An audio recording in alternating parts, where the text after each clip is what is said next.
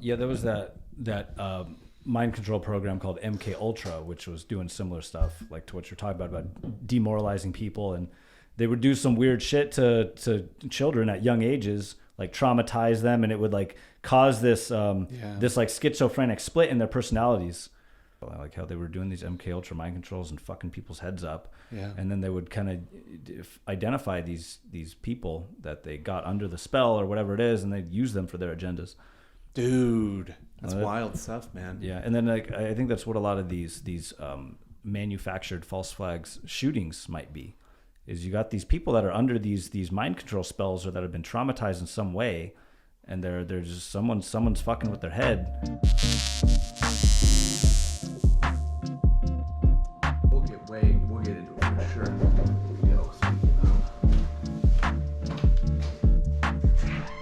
What's up, hot dog? How you doing, big guy? Sorry, man. Good to see you. Come on in. What's up, bro? Good to see you again. Thanks, man. How's your day going? Oh, so far so good. Just hanging out, Living the good life. going with the flow, you know. Heard that, my man. Nothing too crazy. We did. I like those.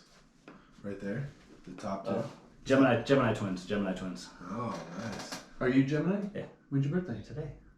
Shut the fuck up, dude. Come here. Oh, man. Nice. What? Happy birthday. Oh, thank you. That's awesome. Oh, that is awesome, man. I'm trying to... All right, here we go, dude. I just recently learned that I have more than one sign. Oh, yeah? Yeah, I have like a sun, a moon. Rising sign, ascending sign. Yeah, that shit gets really complex once you get into the moon signs and the different ones. It's like, I get lost. Yeah. And then where could like an energy been like in another fucking solar system at that time? We close the door? Yeah, of course. Nice, man. How old today? I'm 38. 38. Going on 18. Yeah, I heard that, man. I feel the same way. I feel the same way in my mind, but dude, last year my body, oh my gosh. But just inspiring me to where I'm falling short, you know? Yeah. I need to get my shit together. Because just like extrapolating anything out, like, man, I got knees like an 80-year-old hooker. That's been a bad thing. You should get some stem cells. I'm going to. Yeah, you want to go to Mexico soon and get some? I got a guy in Vegas does it. Oh, really? Yeah. Oh, yeah. I definitely... But I mean, you probably get a better deal in Mexico. And in Mexico, it's a specific type. Yeah, I've heard that there's some regulations in U.S. that make it more difficult for the doctors to get the highest quality here. That's right. So, but in Mexico, 20 minutes from San Diego is a clinic that like all the MMA fighters have been going to. In fact, there's a guy here. I bet you would know him, Chris something. He started Caged Nutrition, big bodybuilder guy. I don't know him. But he just went. Yeah, one of my buddies that's really into stem cells says he did find a doctor in San Clemente who's like 90 years old, and so he just doesn't give a shit about any of the government mandates, and he's getting the good shit here, even though it's not technically legal.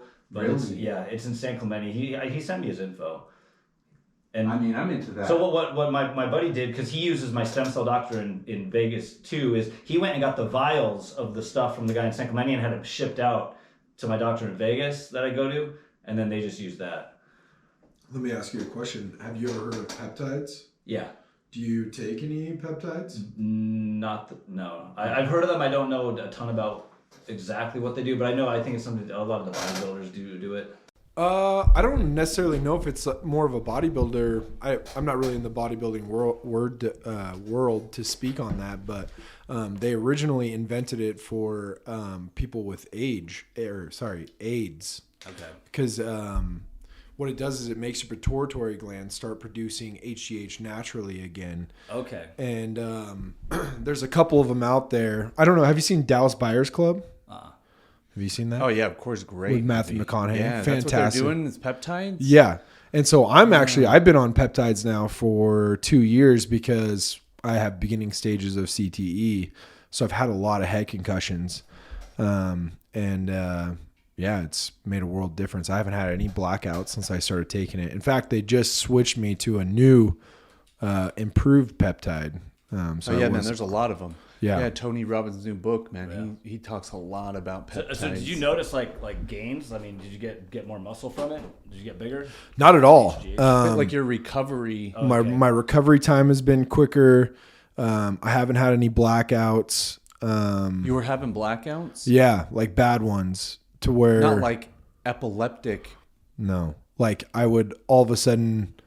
The worst one I had was it was 11 o'clock and I had a 12 o'clock appointment, and then I was on the computer, and next thing I knew it was like 4 o'clock, and I had no recollection of what just happened. And you missed the meeting. And I missed all my appointments that whole day. Dang, man. And then there was one where I was driving, and all of a sudden I was just on Warm Springs, like up in the hills of Warm Springs. So I was on autopilot for, 45, 50 minutes driving. Wow. That's scary. That is scary, man. So your conscious just like yeah. turns off for a while. So I went to ISMI. Jesus took the wheel. Yeah. I went to ISMI, and they did some scans, and he's like, man, your brain's been banged up a little bit. He's like, well, I can't prescribe you anything, but if you go to like a men's rejuvenational health place, he's like, there's some stuff that's not, approved by anyone, but they've been using them for a long time. He's like, you should go check them out. And that's when I started using peptides. But it went from me being KT tape man in rugby, and I got an extra couple years of playing. Mm-hmm. Oh, really? Yeah. Yeah. I mean, imagine that. It was 6 days. 6 days. It wasn't like a month. It wasn't 2 months. It wasn't 3 months. It was 6 days for me that I was like, holy shit, and dude. off the tape? KT tape? Yeah. I mean, I still would need a little KT tape here and there, but like I'm learning. Functional type. Totally. And I'm learning now that it's because I had, I did the same 9 workouts for fucking 20 years of my life: bench press, squats, power cleans. So I had like overly built muscles in certain places, but then no muscle in other places. So I had to realign my body, and I'm in the process of it right now. You're doing the same thing. Man. It's a painful process, Yeah. Like I feel like I tore my shoulder, but it's just because it hit that next spot, bringing it back. You know what I mean? Yeah. Yeah. Yeah, man. That's wild. But yeah, I mean, as we get older, man, the physical body, I don't know if it's the limitations of the mind, or we actually moved that right in the shop, bud. Yeah, I mean, but it just makes you think. I mean, on your birthday, because my birthday is June 25th, I'll be 40. And just thinking about, man, if I continue for the next 10 years, the aches and pains, So what can we do now, especially with that Bitcoin money? Gonna go get some baby's blood, Yeah, but my stem cell guy was talking about some protocol he's trying to launch for because he does a bunch of NFL players and stuff, but it's like where you come in, a couple times a month, and it's like he just charges X amount a month, and they just do stem cells like all through your body. And then he does a lot of stuff with like frequency technology. He's got all these frequency devices that shoot frequencies. Oh, no way. So he's like, yeah, bro, like if people can get on this stuff and just correct their frequencies and the regenerative medicine, it's like you just be healthy. You wouldn't get sick. He'd probably knock 5 years off you. Sure. And that's so he's showing me all kinds of cool stuff. Nice, man. That's awesome. That's the guy in Vegas? Yeah. Nice. Speaking of Vegas, man, how was EDC? It was. I mean, I've been a ton of times. So right. It's the same. It's always been. I mean, wasn't different at all. Different vibe or anything. No, or? just the probably one of the craziest festivals you could go to. So big that it becomes like its own city. Yeah. Like this crazy lit up city with all these colorful lights, and they bring in about 500,000 people on average each weekend.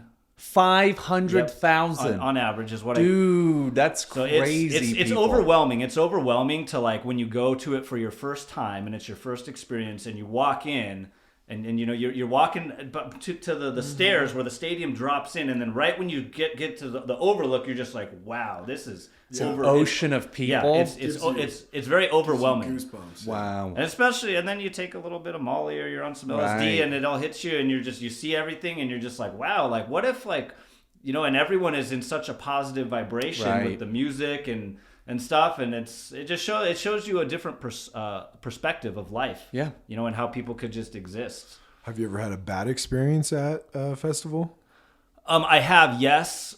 Not because like the festival was bad, but because one time bringing it back, you know what I mean? Yeah. I took Man. too much ketamine, and Yeah, I thought it as was we get coke. older- Oh, no way. So I it was don't know if it's unintentional. the even. Yeah, well, no, Oh, like zing. So this is back when I was like in my glory days of being a party animal. Right. I went hard every weekend, party bus. Yeah, I mean, but it just makes you think. So like I see one of my buddies, and I'm already On kind of like birthday, tipsy, you know, running my around, birthday, being June June thing, and I see one of my 25th, buddies over 40. there hanging, and I'm like, yo, what's up, dude? Just And, hanging out. just And like he thinking pulls out a about, bottle of man, if I coke, or what I continue thought, and he does it all the time. So I'm like, oh, next he's supposed to 10 drink years, coke, and he offers me the one. aches I'm like, and oh, he's just pains, offering me a little you know. bit of coke. So I'm like, all right, So whatever. what can we But do it was now, ketamine. especially with that Bitcoin.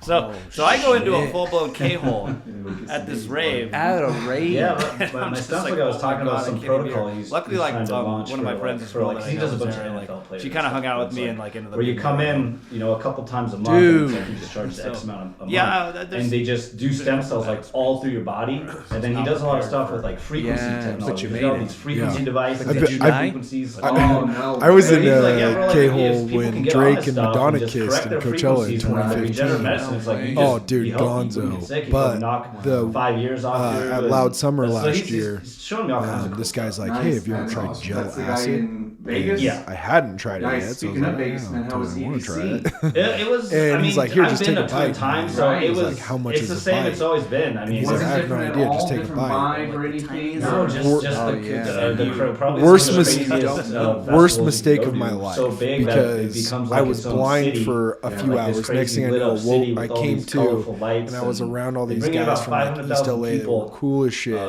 on average each But weekend. that time that I was blind, 500,000. on average, like, is there what was it- no one home. I that's was So up it's, above the it's, crowd, it's like, overwhelming. flying It's above the overwhelming crowd. to like when you And go I to could it for see your first time everyone's, and it's your like, first experience and you anxieties walk and in. it was like I and flew you over you the Sea walk of the in Dead to from, the like, stairs something where from, the like, a stadium great drops movie or in, and something then like right when that. you get You know, I've heard a into lot the of people overlook, you're just describe like, similar wow, this is experiences to what This you were ocean of people. Yeah, on it's psychedelics at a very rave, and all of a overwhelming. sudden they become Wow. aware of Especially, and then you take a They little start bit of reading Molly people's or you're on energies some LSD right. and it all hits you and you're It's just, you almost see like everything even and the you're just music, like, wow, they like start what if seeing like, the music start and taking everyone is in shape. such a Yeah, what do they positive call that? vibration with the music Cymatic and, frequency and and stuff, yeah. and it shows you a different other stuff too, like I just perspective heard of life, a lot of you know, stories and how of people could just exist. psychedelics Ever had a at bad big events, experience at and a it festival? expands their awareness. I have, the yes. vibrations around them. Not because like the That they weren't festival able was to bad, perceive but before. because Yeah, it was like I couldn't hear the music anymore, but like I could just see everything. Yep. And I still haven't, like, because I went to Nelly, right, when he came to town. I love Nelly. Yeah. But I didn't have like a great time because I had just had so much anxiety while I was there. This is from after that. Yeah. Shortly thereafter. Totally. Well, not short, not too short, but 6 months. yeah, probably 6 months. Yeah, man. Especially like we've talked about, if you're already an empath, any chemical can super heighten it, or it can even unlock it. Like if someone was an empath and they didn't have someone to, like, let's call it, initiate them into that superpower, when you do something like that, it could just like bust it wide open where you are totally. I mean, I think that your experience, I mean, all these people's experiences that are going on, like, I've got a friend that's been sending me these Dolores Cannon clips. And one of the clips, man, it was a good one. She talked about the light energy is now overshadowing the dark. So it's like a scale, you know? Yep. And that it is overpowering. Like these things like EDC. Like EDC's been around 10 years.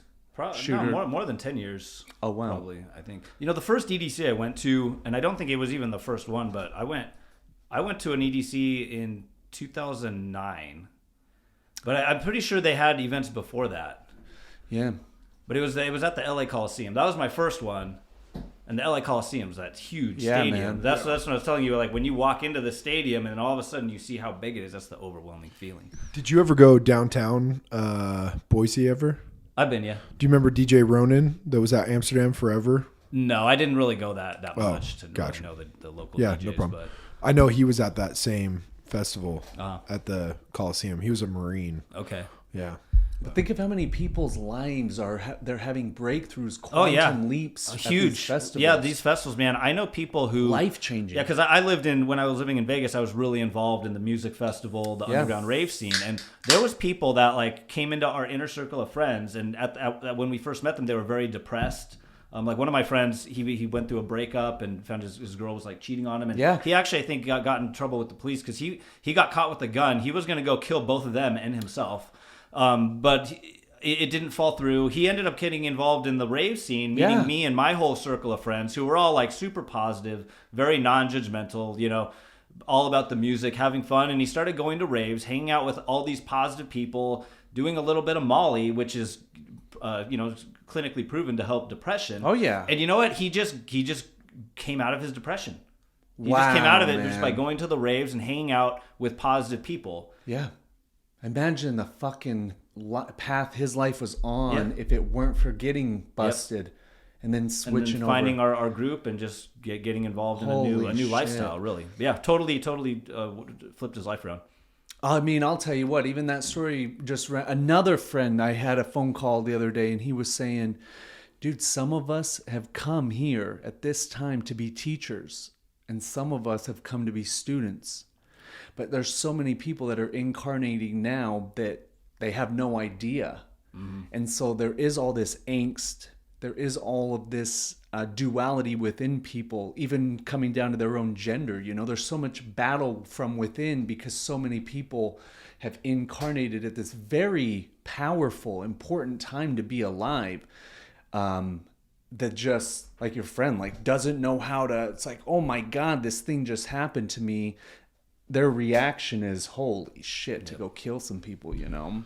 But then, because he found a teacher and because he was open to it, we just show them the way. Even with the podcast and everything, like me, after doing ketamine, dude, I'm telling everybody on my Uber rides home, dude, I tell you gotta do this. Like, oh my God. Like, and they're like, come on, whoa, man, everyone's doing it.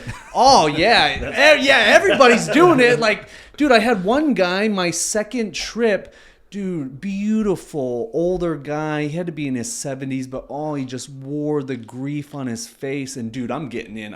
I'm still blasted out of my mind.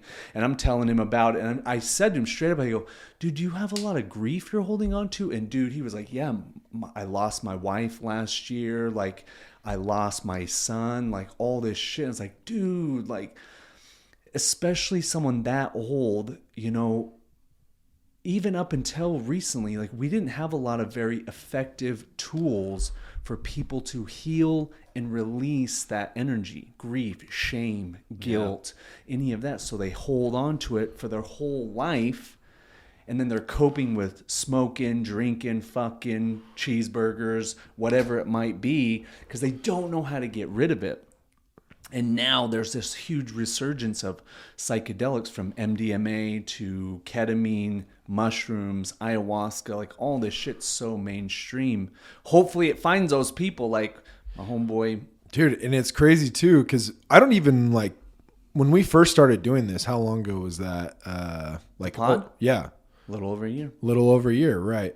I was like afraid to talk about psychedelics, you know what I mean? Because I'm like, people will think I'm weird. But then I'm like, you know, when I tell people I do psychedelics, they're like, oh, I don't do that. I'm like, dude, you pop pills. You do Norcos like every day. You know, like, yeah, dude, what's better for you? For someone you know that's eating a handful of ibuprofen every day, like, dude, like that shit's...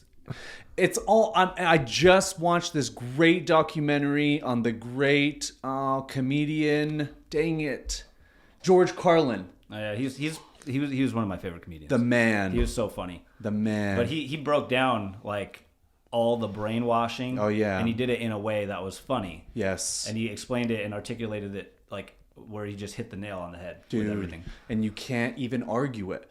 If you can look at it logically, it's like, oh my God, you got a great point. Like his view on drugs, like who's telling you that these drugs are bad? And then they're telling you to take these drugs because they make these drugs.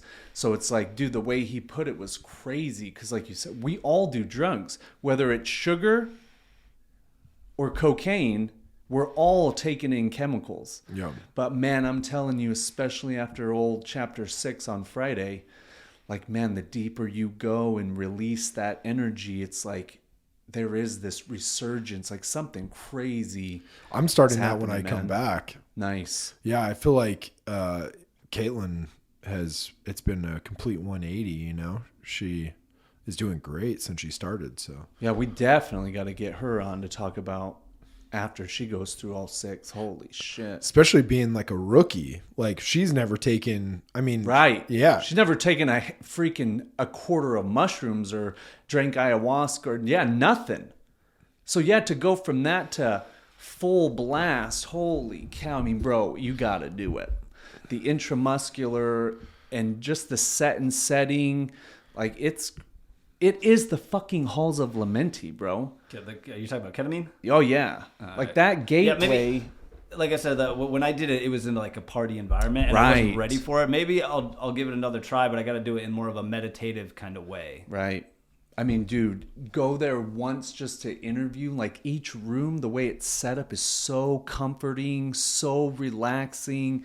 Like I bring my own meditations. Oh, so you go to you said there's a clinic, a ketamine clinic. Yeah. Okay. Yeah, man, right up the street. Okay. In fact, we got to get I'm down, I'm Nicole down. on I'm too. game. I mean, I'll tell you, after one, it will change your life. Just the one, you'll be like, whoa, like this is... I'm telling it, I just ran into a lady yesterday on my walk. We did an ayahuasca ceremony beginning of 2021.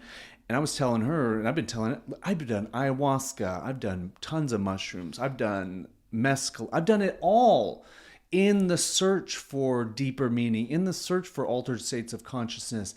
And nothing even comes close.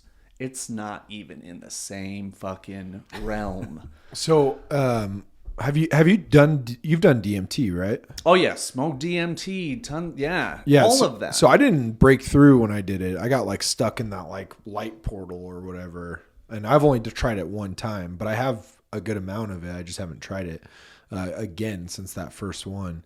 But I was on YouTube last night and like this thing popped up and it was like 5 levels of DMT or something like that on YouTube. And this guy like breaks it down through drawings or whatnot. And then he has like a video and he said, this is level 5 of DMT. And it's like this insane, what's it called? It's like this insane kaleidoscope. Yeah, but it's a palace, a kaleidoscope palace. Oh yeah, man. And dude, you can totally see where like the Egyptians, because they must have been doing DMT, because like, dude, all of the things look like they're gods and stuff like that in the palace that he's talking about. And my friend that I was with, he's like, dude, I've never seen anybody draw it or like, animate it the way that this has been done. So I don't know. You guys got to check that out though on YouTube. Oh, yeah. I'm down. Yeah, I mean, even last week, like, so I did my 6th session on Friday, and it was so heavy, so intense. The clinician, Nicole, comes in, and I'm like, will you please stay with me? And she sits down. I swear to God, Sean, I'm in a I'm in a pyramid. I could see and I could feel the emerald walls, and I could see the hieroglyphics. And like you're saying, dude, there were beings. It was like an initiation. Like, because that was the 6th and final one, it really did feel like a commencement, like graduating. And they were like, all right, dude, you did it. Like, here, let us show you some more of the secrets. And it felt like 1,000,000 years. Seriously. And I'm like, how long has it been, Nicole? And she's like, it's been 15 minutes. She's like, you got a long time to go. And I was like, whoa! It was crazy, man. Crazy.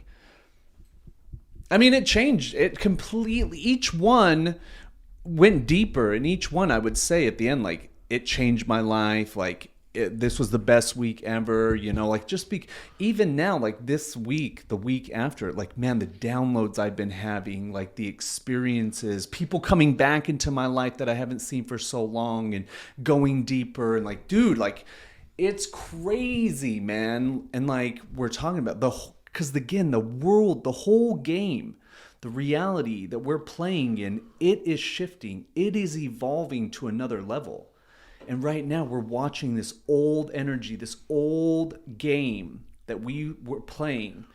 it's dissolving, it's dying, and a new one's like emerging, man. So it's crazy to be in it and seeing it, man. Well, I know you've been to a lot of pyramids. I've been to a couple pyramids down in South America. I've been to the ones in Egypt. But have you ever been to a pyramid through mind travel? Because that sounds pretty dope. You know, when I was doing my really high vibrational diet, raw food, taking all the pineal gland supplements, all that stuff, I was having a lot of weird dreams, like very, very vivid, and I was seeing a lot of like pyramid stuff, like ancient stuff, while seeing numbers, like a lot of weird synchronistic shit was happening, like seeing numbers and then the dreams, and it's weird when you change your diet and you start messing with your pineal gland. But I was on monatomic gold, and gotu kola is the other stimulant herbal supplement for your pineal gland, and I did that combined with like a raw food diet for a while. And by raw food, you just mean plants, vegetables and food. Okay, plants, mostly raw. Yeah. But yeah, I was having all kinds of weird shit. It kind of freaked me out the first time I started messing with it, because I was like, what the fuck is going on, man? I was having weird dreams, weird numbers, seeing everywhere, and a lot of weird intuitions. Are you vegan or? No, not right now, but I have experimented with different diets just for like, short periods of time. Yeah. What are your thoughts, like when it does come to, because you've obviously had some sort of experience going, raw food, plant-based, like what are you, because I mean there's this big, and it's very confusing to me, is like this, do you go like carnivore fruit doctor, carnivore guy, or do you go like, man, I'm big into Indian, I just finished Bhagavad Gita, I'm listening to Osho right now, and they talk a lot like plant-based, very little food actually, but mostly like fruits and seeds. So what are your thoughts on that? My thoughts is that the plants and the fruits and the vegetables are of higher vibration, and that's like life energy, because those things are alive. You pull it from a tree, that's a life form. But if you're eating a bunch of meat, the meat is dead. That's from a dead animal. So you're putting, life force energy into your body, which is of high vibration with the fruits and the plants, versus meat, which is a killed animal, so it's a lower vibration. And you'll notice that, like, the energy that your body needs to digest those lower vibrational foods, it takes more energy. That's why people get I'll call a food coma after they eat a bunch of food, is because you're eating a bunch of low vibrational food versus high vibrational food. Higher vibrational food is going to give you energy. Low vibrational food is going to take it away. I've noticed, and everyone's body is completely different, and that's one thing that I can speak from my body. Yeah, totally. And I'm learning my body, the carnivore MD diet. So I've been eating a lot of like red meats, and then to break it down fiber wise, I've been eating fruits, but like all natural, good fruits, right? At least I'm trying to stick to that. I'm eating like liver. And I've noticed that my energy... You've been eating liver? Or just the capsules? The capsules, yeah. But my energy has gone up so much because I'm not eating, carnivore. I don't know if you know who Carnivore MD is, but he was on Joe Rogan and stuff. Have you ever heard of him? No. He was like a vegan-based... he was like a vegan-based doctor. Vegan? Okay. Yeah, for most of his life. And then he switched to being a carnivore MD. And originally he was just doing the carnivore diet, but he just, really, it's not even a carnivore diet. He's just eating like our ancestors did back in the day, which is clean. Yeah, clean. the most sought out meats, the heart, liver, all those things like that, and then organic beef and organic, meats that aren't kept in a cage or... Yeah, well, my theory was that if you're eating meat from a healthy being that lived a good, healthy life, that meat is of higher vibration than all those cows that are stuck and living their life in the slaughterhouses. I don't remember who I heard this from, but I recently heard that in California, that PETA or whatever that site is, on each one of the things of meat now, they're putting a picture of the cow and its name, and it's saying, "Do you really want to eat me? My name is Bill or Todd." Guilt tripping you. Guilt tripping you. That's a hell of a guilt sandwich. Yeah. Also, but I would be like, Yeah. Yeah, all right. But I also am thinking to myself, like, the control never ends with them. You know what I mean? Like, they don't want you to eat meat, so they're now putting on the meat to stop you from eating it. Things to make you feel bad. I mean, just in a place of like fear or something. I don't know, man. I think that stuff is funny. I mean, anything that they focus on, like, it's not really helping to create a solution, you know? Totally. Yeah, I don't know, man. I mean, for me, especially going back full circle, like, birthday's almost coming up. It's a big birthday. I don't know why I feel that way. I started working with this guy 2 houses down, a lot of vibrational stuff we've been doing. And I asked him the same question about diet. And he's like, well, what do you want? Where do you want to go? Like, the yogi doesn't care about having big muscles. Totally. And stuff like that. In fact, their life is a lot of sedentary, meditating for a long period of time, just going on walks, stuff like that. But to your point, it's a very high vibrational life. Yeah. Whereas like Liver King, like he looks like a big animal, and he's eating that stuff, and so it goes back to like, what do you want at the end of the day? Mm-hmm. And that's what I'm like really asking myself, like, what do I want? Because like when I read these books and listen to these guys, like, dude, when Sri Yukteswar tells me that, dude, if you quit having sex and start eating fruits and nuts, like you'll be able to teleport your consciousness without taking substances. You will. That is the gateway to immortality, is letting go of our attachments. Yeah. Those attachments that keep us anchored in this dense material third dimension. In order to ascend or transcend, you must let go of. So like we have this animal body. The animal body is the physical dense matter body, and it is attracted to or attached to certain things in this world.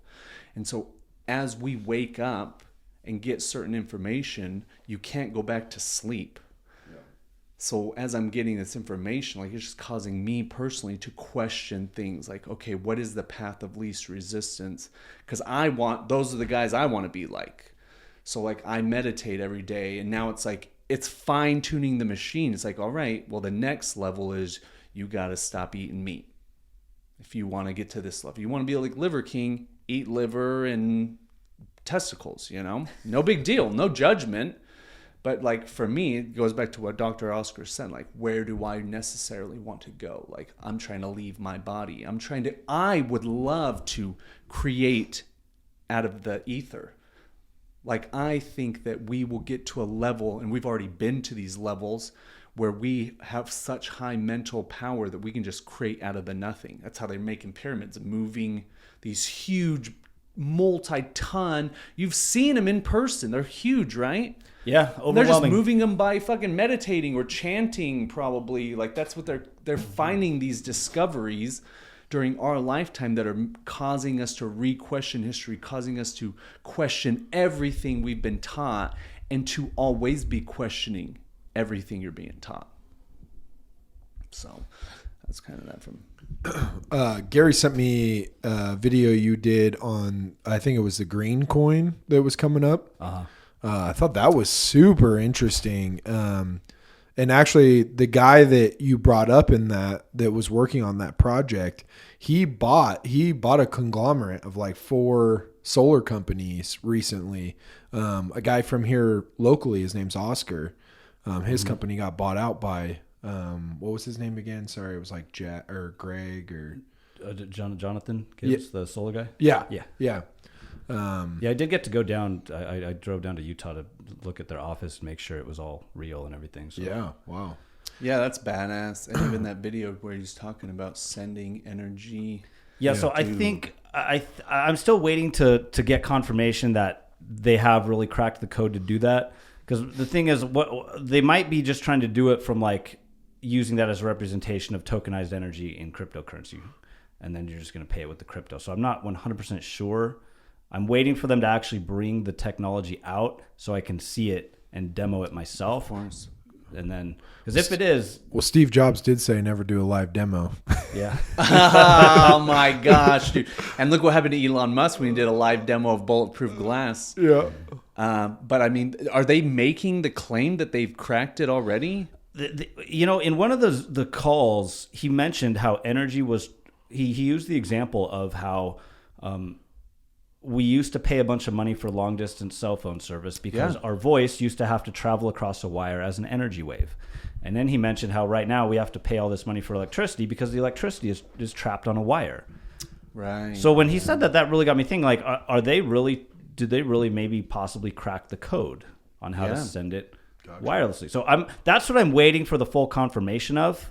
I'm still, like I'm a believe it when I see it kind of person. Totally. So, you have nodes though, right? yes, I am running some nodes just in case it ends up, being a big Gala Games or something. Yeah. Well, that's the thing is there's a connection with Gala Games.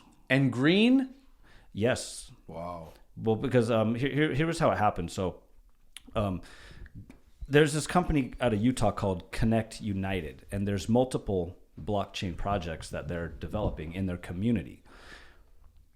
Gala Games, when they first started selling node licenses, it wasn't even called Gala Games back then. It was called Arcade, and they were telling us how they were going to, had this plan to decentralize video gaming. They were selling node licenses from the Connect United website for Arcade. And then they also had Townstar, which was their game that they were building.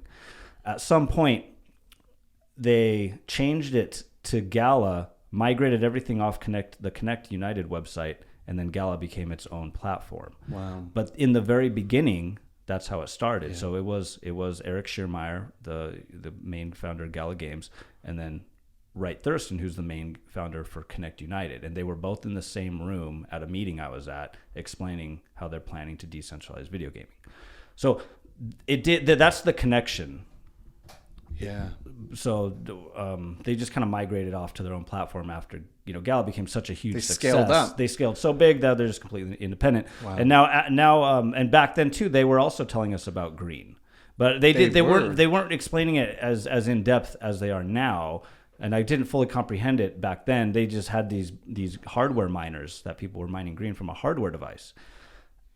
Over the past, I think like a year ago, they transitioned everything to nodes because nodes are more efficient. It allows everyone to participate without having to, hardware devices that are expensive, noisy, hard to maintain, and get outdated in 6 to 8 months.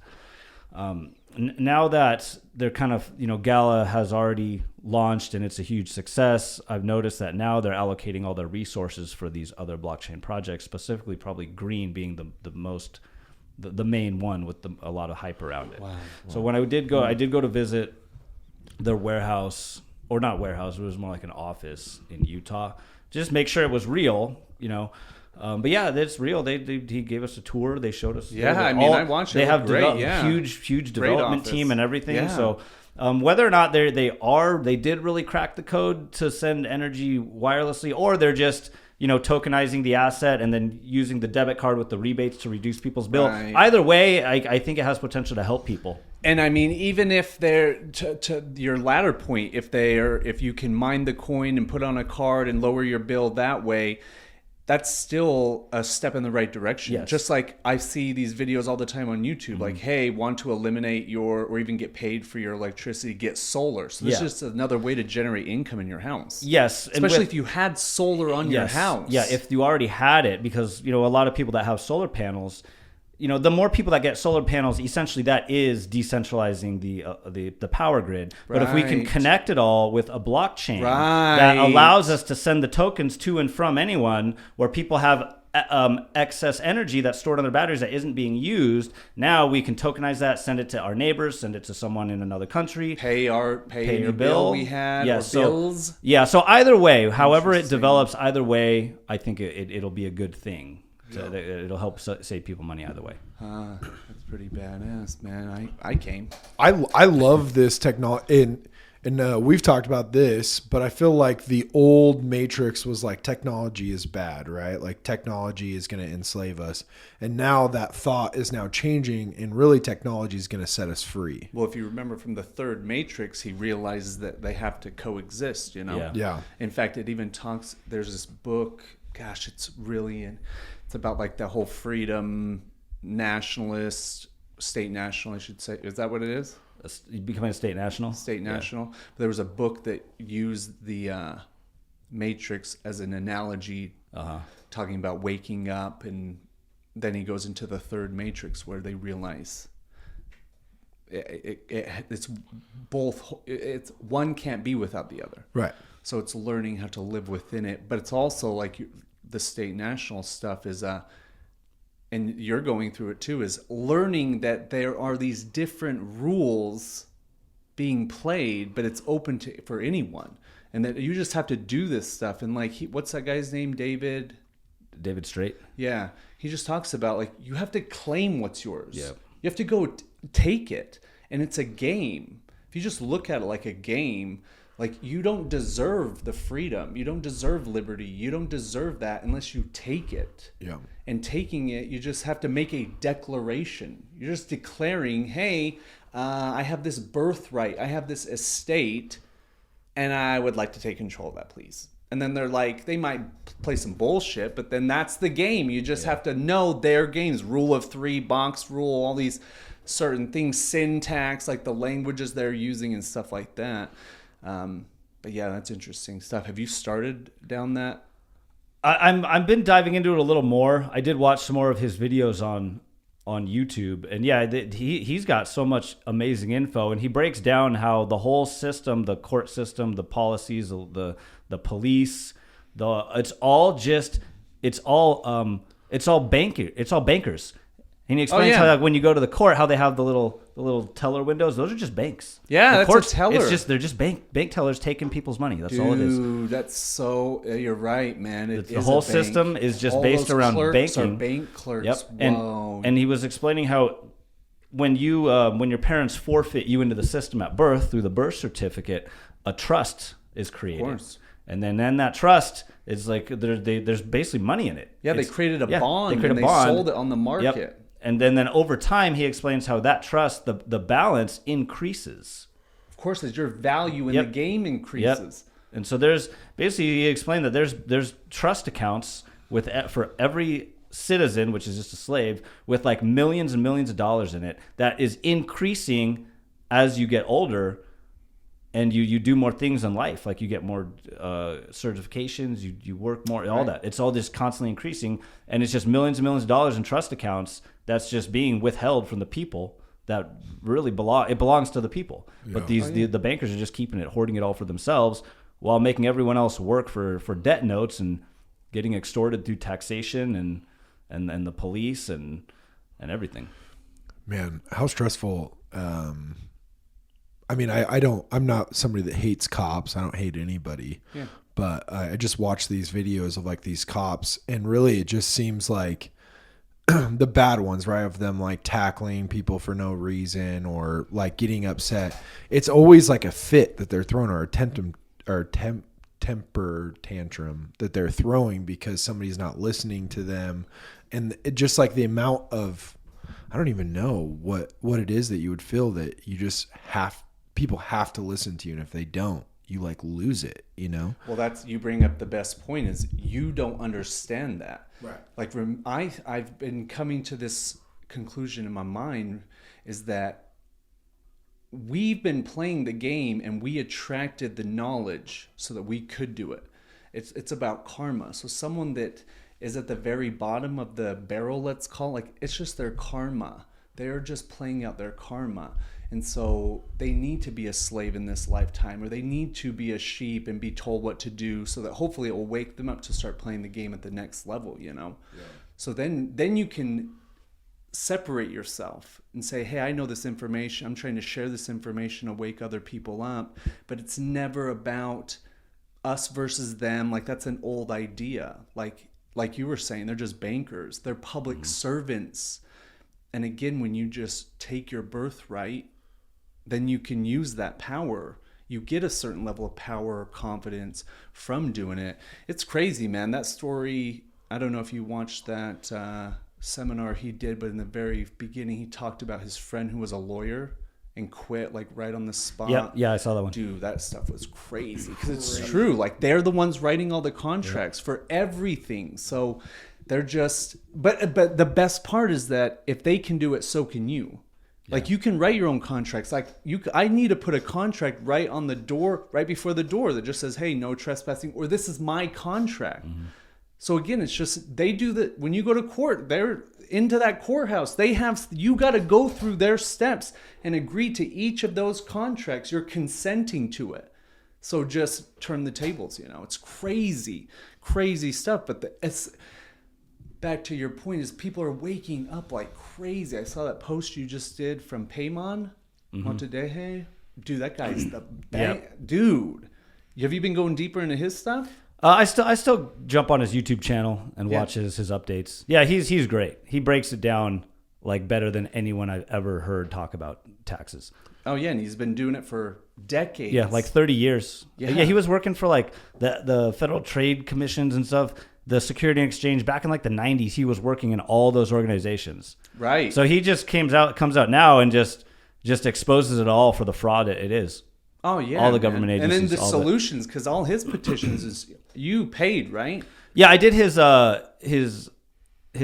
1 year thing for a while to just pick his brain and get. Did you cancel after a year? I haven't renewed this year. Yeah, I mean, I might again if I same thing. But they filed all the petitions and everything for you. Did all the paperwork. Yeah, they did we signed the petition, sent it out, and then what's valuable is they send you all the paperwork that you'd need to basically have your defense. Yeah, and then they send you like a packet with just a whole bunch of educational content in it. That's our next step, I think. Right? Yeah. Yeah. I think even before that, though, starting with the state national. Yeah. David Strait calls it correcting your status. So, yes, exactly. Yeah, everyone's parents forfeited us into the system with a status as a citizen, right? Which is defined basically as a servant or a slave, right? In their laws or whatever you want to call them. So David Strait's got these steps on the site about how to correct your status from terminating your contracts with the United States corporation, so you're no longer a citizen, and now you're a state national, and you basically representing your nation state, which if you lived in California, it's the Republic of California. If you're in Idaho, you're the Republic of Idaho, and that's the nation state you represent, and you're a non-U.S. citizen. Right. Yeah, man. And don't they even have like passports that are specific to? Yeah. Well, he has the steps on how to go to the place where you get your passport photo taken, and then they take your photo and they give you a new ID card or a new government passport ID card that says non-U.S. citizen, and then it'll have your nation state listed. That's next. That's next. So I have like my enhanced concealed weapons license, right? Mm-hmm. Where I can carry in every state except for like 9, I believe. I can even carry in Oregon. Things like that. Those, am I going to lose things like that, or? Well, here's the thing. Why do you need that? Yeah, in the that's first place? The thing is why I like carrying a gun. Who says you can't carry a gun? Well, because I can fly with a gun right now. With my enhanced. Yeah. I mean, but then you're going into that. You're playing specifically into their game. So do you know anything about that flying once you're? I'm not an expert on this. Like I'm just barely starting to learn this stuff. Well, I mean, and I love this, and I love that video you sent me too, because we're basically recording our steps that we're going through. He's a couple levels above me, even, but. And he's a freaking ton ahead of me. So, yeah, it's so fun because, man, same as you, I love this stuff. Yeah, I love it. And, I'm excited for I was stuck in, and this is just a recent thing after I watched that video. I meditated on it a lot since then. But I was stuck in this phase where I wanted to be a bunch of levels above where I was at, instead of just accepting the level that I was at. And so now accepting it, I feel like it's almost going to be easier for me to go up levels now. Cause it's like, who cares if I don't know what I'm talking about? It's like, with construction, I know what I'm talking about. Right. So I'm level 5 in construction, but in my head, I was level 10, but really I've only ever, the most I've ever done is like 4 million in sales, right? That's like halfway there. There's guys out there that are doing hundreds of millions of dollars in sales. They're way above me. And I was thinking I was on their level, but I was nowhere near their level, right? I might be able to give them some small advice that they don't know, but they will always know more than me until I hit that $100 million or, you know what I mean? Until I hit those next levels. Yeah. and coming to realization with that. And I mean, I even thought Kate's company that she started Ground Zero with, they're at $100 million, right? That's what their worth is right now. She's levels ahead of me because I haven't hit that yet. Yeah. You know what I mean? Yeah. So you just got to work on the level you're at. And really, you can only kind of help people that are a few levels below you. You know what I mean? But like, you got to get to those next levels, right? But you have to that are playing at those levels to party with, hang out with, spend time with, learn what they're doing. Totally. Yeah. But to go to the next level, you have to realize what level you're on. You know what I mean? Totally. And then once you hit that, I don't know. It's like yeah, I get what you're saying. Yeah, and it's almost like a blockade also, if that makes sense, of like, hey, I'm on this level, so I don't need to do that. Or maybe I don't know what it is, but yeah, I get what you're saying. You have to come into realization of what level you're on, and then you're like, oh, I just have to do these easy 5 steps and I can go to the next level. Right. But accepting that level was really hard for me because I just trying to do everything at every level. Yeah. And even though we can see the steps on the levels ahead of us, that's what bogs us down, is like thinking, hey, if you just complete these few things on this level, you already kind of know what to do on those next levels. So get this shit done, free up that bandwidth. Because I mean, some of, I keep forgetting his name, David Strait. David Strait. I keep thinking of David Sinclair for some reason, but dude, some of those videos have been around for like 5+ years. Yeah. So it's like, dude, I didn't attract the information until I was ready for it. Like you're saying, once I accepted the level I was on, saying, okay, I'm here, I have the intention, I know where I want to go. But man, I see all these steps, it just becomes overwhelming rather than just saying, dude, I got Paymon, I've got now David Strait, I got this other lady I've been following. It's like, dude, there's so much stuff you could be taking that it's just like, where do I even start at? I'm just going to go back to bed. Yeah, exactly. Yeah, dude, it's wild. Yeah, I mean, these dudes are uploading. I mean, some of the other guys, there's another channel, Mark Christopher. Do you remember that guy? Oh, yeah, that's another guy. Yeah, he's another dude, guy. That guy's deep. Man, Oh, he's God. uploading content like almost every day, and every live stream he does, it's like 2.5 hours of content. Yeah. And this dude is just cranking out video after video Talk after about video. a channel. Yeah, I'm like, man, to even consume that much information is just overwhelming. And for decades, he's been doing it. He was doing it with David Windmiller, man. Yep. Then there's another, dude, it's so deep, man. But The rabbit hole. what was his name? Mike or Mark, the guy that you sent me the video of. I might Adam, maybe. The guy that you sent me the video that I was just like, my mind was blown. Well, that's the one you sent me with those 3 guys where David Strait does the No, the guy that talks about like not working, like you might think you're on this level, but just come to realize Alex Hermosi. yeah, that guy. Dude, that guy's been another just new information. And that's what really made me think about it. It's just the way he explained everything. He's like, I sat down with Grant Cardone, and he's like, I was thinking I was on Grant Cardone's level, but I'm not. I'm way back here, right? Yeah. And he's like, you got to go through all of the steps. You can't miss any of those steps to go up. And I think that is what was holding me back so much, is I was so overwhelmed by the million steps to get to that point. Right. Instead of just concentrating on the next 1 or 2 steps that I need to get done. Totally, man. Totally. Dude. Yeah, I think my next is to correct the status. Me too. That seems like the most basic next one to do. Yeah, me too, man. And they do some of the paperwork for you, or they will, at least it's like $50, I think. It's like, heck yeah, I'll do that. And then just, because they even have step by step. That's what I like. Yeah, he says you just got to print out the right paperwork and make sure it's filled out right. And then, you got to put like a fingerprint and a signature and take it to the post office where they do their notarized thing and send it in. And then they're going to give you it's like when you're just getting your passport taken, but you have to give them the instructions that, hey, you need to correct the status on my next passport. And then they give it to you and it says non-U.S. citizen and it has your state, like the Republic of, and then it lists your state. Since we're technically with this, we're supposed to be a constitutional republic. Right.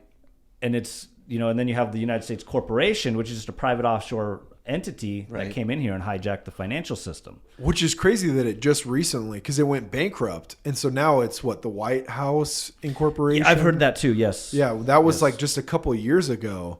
And actually, that guy in that video you sent me, he was saying that according, because Donald Trump never succeeded, so he's like still the guy running everything, but he doesn't have like the banks backing him, basically, or something along those lines. I've heard all those conspiracies as well. Yeah. That because the central bankers control the mainstream media and all the social media platforms. Right.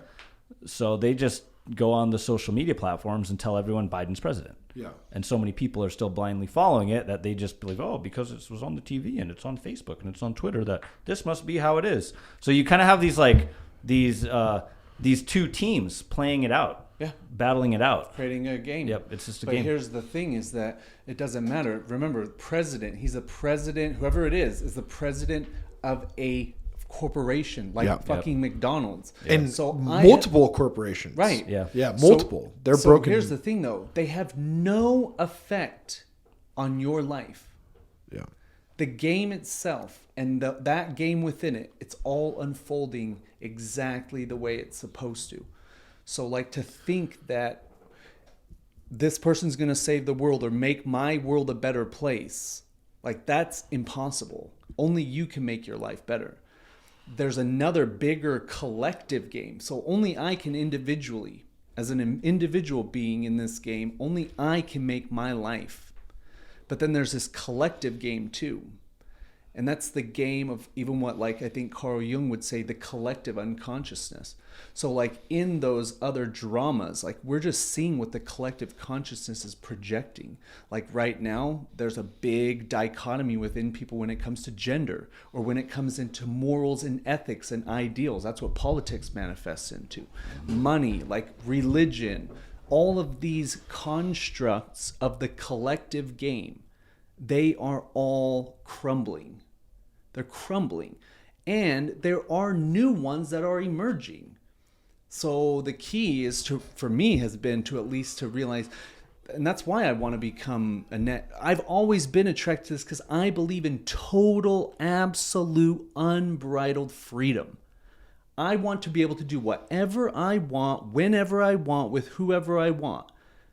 And in order to have that, then I have to give that to everybody else. So I don't care what you do in your house. I don't care if you want to cut your dick off or you want to swim against women or do whatever. I could care less. In fact, I support you because I want you to support me in doing whatever I want to do. But when you give your power or your consent away to whoever the El Presidente of the big Walmart corporation, you're disempowering yourself.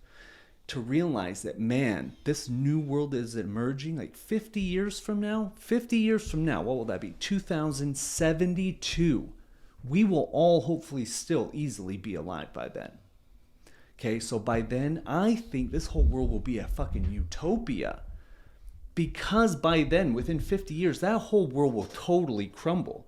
Like Dolores Cannon said, the positive light energy is now overshadowing the darker.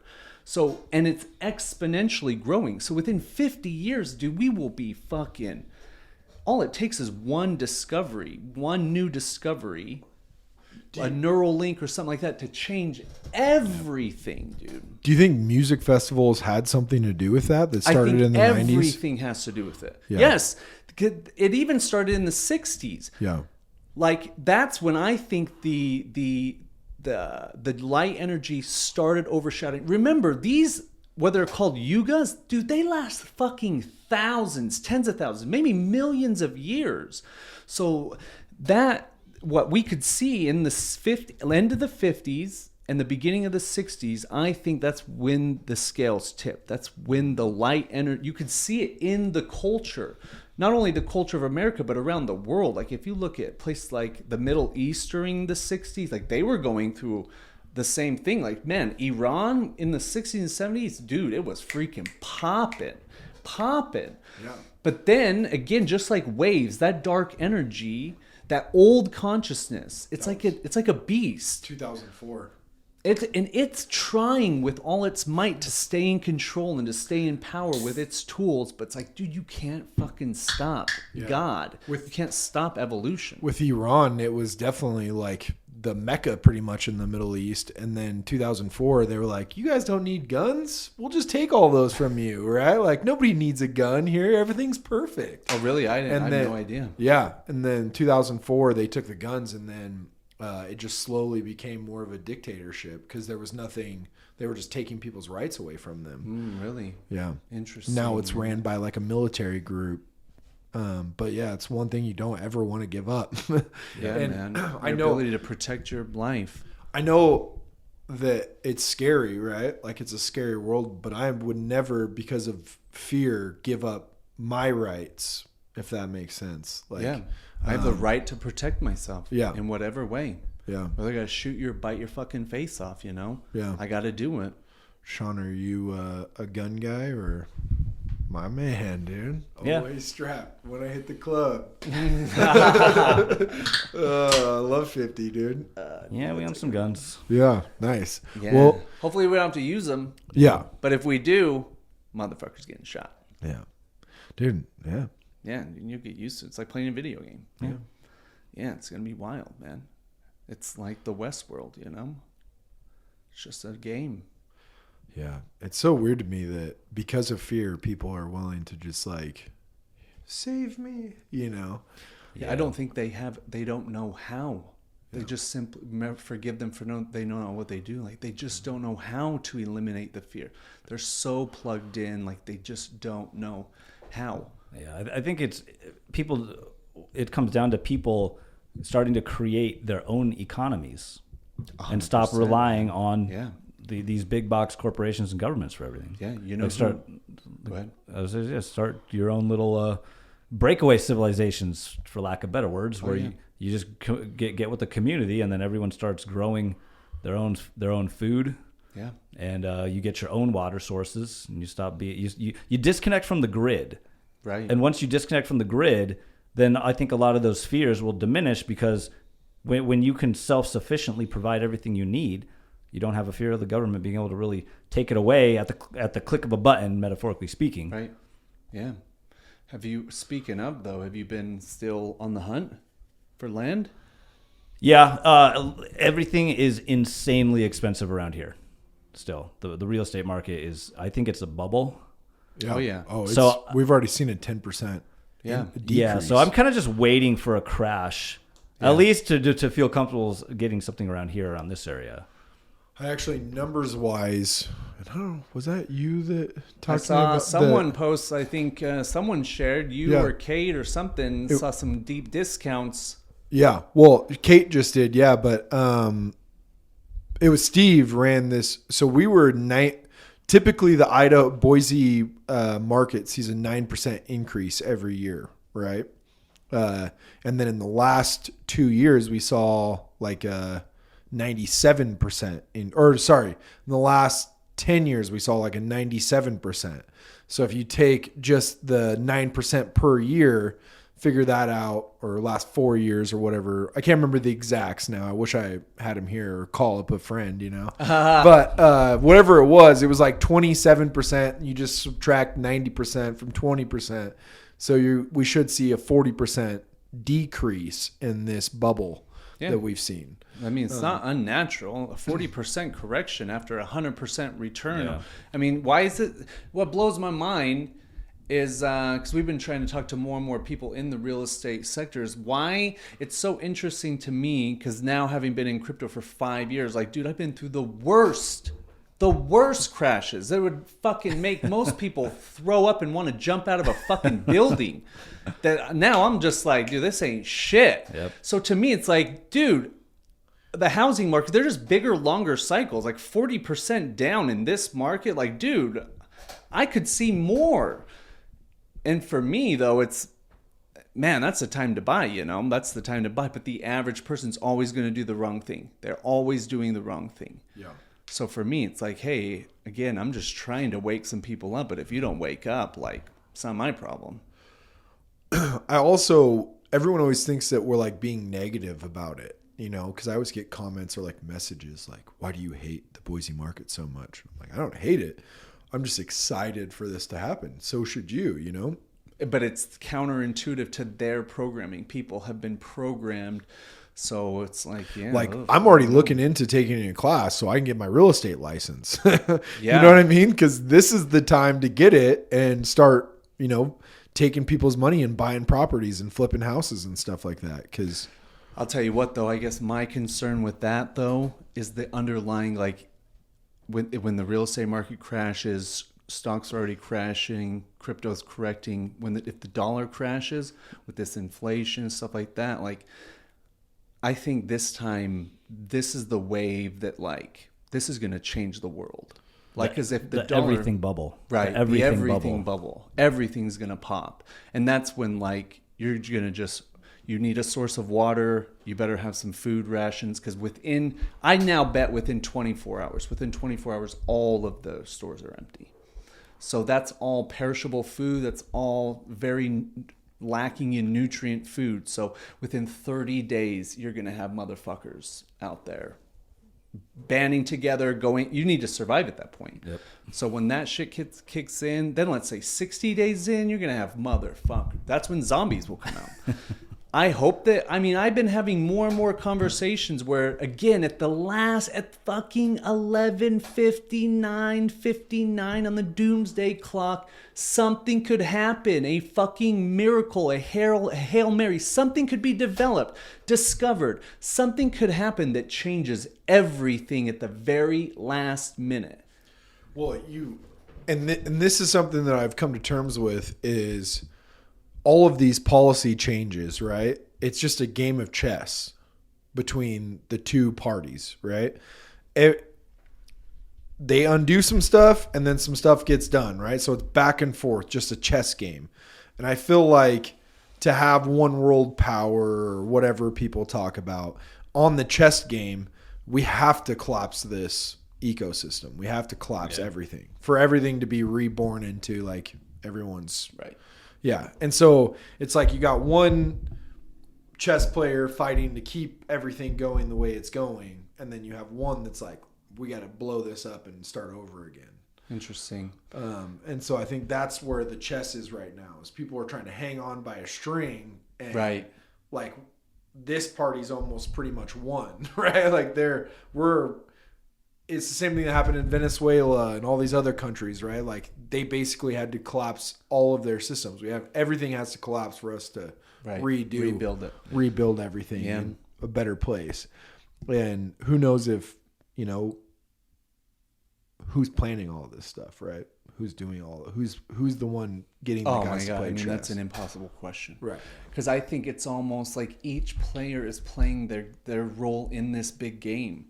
So like the people at Davos, they're just attracting people that are on a like vibration. Remember, I bet the vast majority of people that go to those big ass conferences, they're well over the age of 65.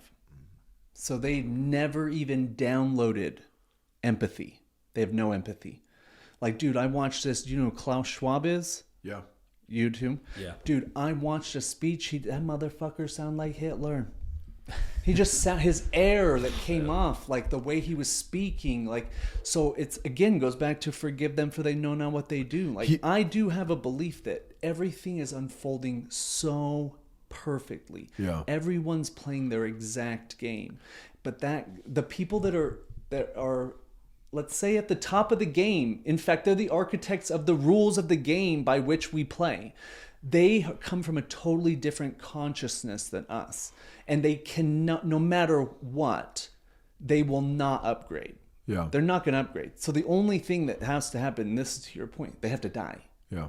So either they're going to die by old age or something happens within the game that's like, it eradicates them so that we can quantum leap, It's funny because people in his status or people always want to throw facts at you or numbers, right? But where are these numbers and where are these things collected at? Like, what's his name again? You just brought him up. Klaus Schwab. Schwab, correct, yeah. He did this thing on how men aren't men anymore. And you can tell by the force of a handshake because back in whatever Yeah, day, totally. right? And he just goes through and breaks down. I'm like, where are they getting these numbers from? Because this guy's a fat motherfucker. Like, he couldn't even do a pull-up probably, right? And he's trying to like act like he's some alpha male. Yeah, dude. You know what I'm great saying? Like, point. It's a good yeah, point. man. Great That's point. a great. That's Like- how I look at these people. Like even Donald Trump. Like I wouldn't follow you. Like you have nothing I want. Yeah. So I don't look up to you as a leader. You have nothing I want. Yeah. And I'm like, whose hand are they testing this on? Because I could break that dude's hand. You know what I mean? Yeah, That's if all you I'm met, saying. yeah, especially like knowing who he is. Like I bet if you met face to face, you're like, oh, what's up, dude? Yeah. Yeah. But that happens all the time to me. It's like I have these old timers, put duct tape on it. Let's throw a screw in this type of guy, right? That's who he is. But they have a lot of money. I mean, anybody that's that age should at least have a good amount of money, right? Like, even if you worked at the same job for 20 years, saved 33% of that, and invested it with Edward Jones, like, that's what those guys did. They're going to have a good amount of money. That's what my dad did, right? Like, he set up because he was making 7% every year. I want to jump that level, and I want to retire way earlier and not work at the same job for 30 years. You know what I mean? Like that, it doesn't sound awesome to me, right? I want to build, I want to create, but I want to do it however I want to do it. I don't want to follow their rules. Yeah. But I just noticed that like all of those guys talk about how no one's as manly as they are. And I'm like, Dad, you got tits, bro. You know what I mean? Like, what are you talking about? And I don't even give a shit if he listens to this, because what's he going to do? Dude, that's a good point. I mean, yeah, all these guys, old boys that are saying, yeah, the youngsters aren't men or something like that. It's like, dude, you quit. You gave up too. So where are you at? Because there's dudes that are 75 there. So, I mean, Yeah. Sylvester Stallone. Yeah, looks Still great. in the game, you know? Yeah, Arnold. Yeah, man. But yeah, I don't know. I guess that isn't a big point, but they always hit you with like numbers of like testosterone levels going down. It's like, where are you? Are you going to like the bottom feeder guys in at the college or high schools and testing their testosterone? Because I know some kids in high school that, I think they do have a lot of those numbers though, because you can just get that from blood. So like you could do it, you could just extrapolate out of panels and stuff like that. So, but who's getting their blood drawn though? I never got my blood drawn when I was in high school, right? But the people that are they'll like do, sick all the case time and studies, sickly. So they'll do it like at colleges. So part of like they'll do studies. That's part of college. So they'll post something. Hey, help us with this study. So people they can do this. Like say, hey, we'll take a study of 100 guys, and out of that 100 guys, if we get this number, we can extrapolate it out. Like that's how they do those things. Yeah, I'm just saying, top-notch guys aren't going to do those things, right? You're talking like I bet a lot of athletes. So they'll even have people probably that go down to the in the athletics department, say, hey, we're doing this study. Can we get a couple of your guys so that we can fill out the pool and stuff like that? Yeah. That's what college is all about. So I would do it. Like if I were. I'm just saying, I see these high school, or like my dad was talking about when he was playing football, right? Back in the day, like their heaviest lineman was like fucking 230 pounds back in the day. Now they're 325 pounds at 6'11", and they bench press like 5,000 pounds. You know what I mean? So I'm just saying, like, how is the testosterone levels going down when, I went to high school, you went to high school, these people that I see, are way low. I'm 6'6" now, but in high school I was 6'4", 215 pounds my senior year. They didn't have seniors that looked like that when my dad was a kid. So I'm just saying, everyone's getting bigger. You think Muscles everyone's are growing getting bigger? Yeah. Oh yeah. Oh, I don't know. I don't really. Yeah. I mean, yeah, all right. No, I would think maybe Noah will be bigger than me. Yeah. You upgrade, right? Like you get certain parts of their DNA, but like, I mean, look at some of these 15-year-old kids that are coming out of high school now, right? Like 5-star athletes in high schools. They look like. But that's their intention. Yeah. And we have the science to get there now. Yeah. Whereas they didn't have that back in the day. Oh yeah, man. Like my There's dad probably did. A lot of kids taking fucking peptides or juicing it up and stuff like that. My dad was telling me to do quarter squats all the way up until I was like 20. And then somebody was like, why the fuck are you doing that? I'm like, oh, my dad told me to do this. And they're like, dude, you got to go all the way down, you know? But there was no science back then. Right. Yeah. And your coach didn't know what they were doing. Totally. None of them did. But now I'm learning differently, you know? But yeah, I don't know the answer to, I guess it wasn't really a question other than where are they getting these like test numbers from, you know? I don't know. There's a lot more people, so I feel like there's less, there's a lot of, you know, kind of bitches out there, right? But I feel like must be where they're getting these numbers from, because there are still a lot of guys and I bet they men track out there. that anyway, because there was some sort of report done, like even back in the 60s, how they were talking about how they were the breakdown of the American family, like all these things that was planned out. Because I was just talking to Dr. Oscar about it yesterday. It was, I think that the highest suicide rates in men. I think that there's much more single family households than ever before. So there's a lot of men and women that don't have a strong male presence in the home. So like all of that stuff. So I think that, okay, yeah, even big guys, or even if they have if they're physically big, like there's still a disconnect going on inside, you know, health, mental health, even for athletes, collegiate people, totally. You know, shit like that, because they don't have outlets, male role models, shit like that, you know. And I think that was, again, going back to some conspiracy shit. It's those people like Klaus Schwab, like they want, even Bill Gates, like eugenics and shit like that. So sterilize the people, fucking emasculate the men, emasculate the women. Like, dude, to me, like this is all, it's easy brain control. Yep. Just easy mind control, man. It's not hard. No. But and I can empathize. Like if I put myself in their shoes and in their consciousness, like I would do the same thing. Like if I were coming from a place of total fear, control, like someone brought this up to me recently, was for the people that do like these bloods, drinking baby blood or freaking human sacrifices, they bring their kids. You start training them young so that watching someone get killed and drinking blood's normal. So they've been doing it forever. Yeah. And I guess like there was like some documentary of someone that was in some big family, Dutch royalty or some shit like that. They got out and they were telling the story, you know? So there is some wild, weird stuff going on out there. Yeah, there was that mind control program called MK Ultra, which was doing similar stuff, like to what you're talking about demoralizing people, and they would do some weird shit to children at young ages, like traumatize them, and it would like cause this this like schizophrenic split in their personalities. And it would get, and I remember I got censored for talking about this on YouTube one time. But I was talking about like how they were doing these MK Ultra mind controls and fucking people's heads up. Yeah. And then they would kind of identify these people that they got under the spell or whatever it is, and they'd use them for their agendas. Dude, that's wild stuff, man. Yeah, and then like I think that's what a lot of these manufactured false flags shootings might be. Is you got these people that are under these mind control spells or that have been traumatized in some way. And they're just someone's fucking with their head.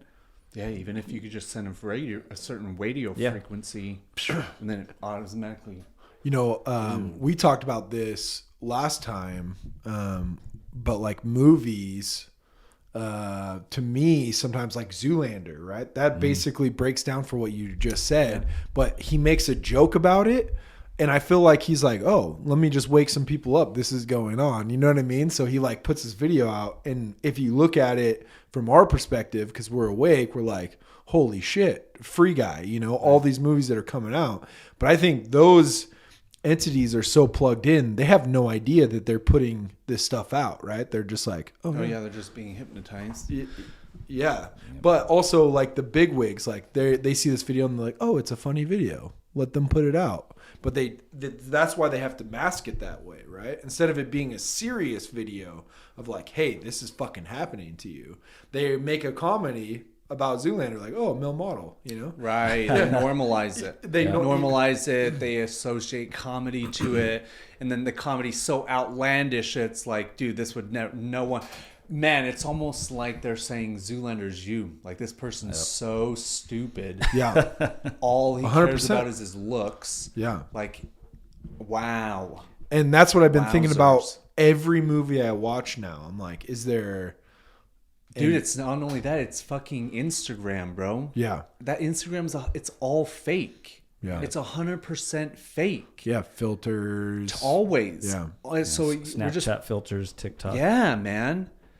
Dude, so I mean that's the hypnotizer now. Like everything you want you can put in your feed in a fucking loop, so you're constantly just getting it, you know? And then if you don't have it, you're unhappy or you're unsatisfied or not Sean, good enough. are you on Twitter? I do have a Twitter. I don't post on it very actively.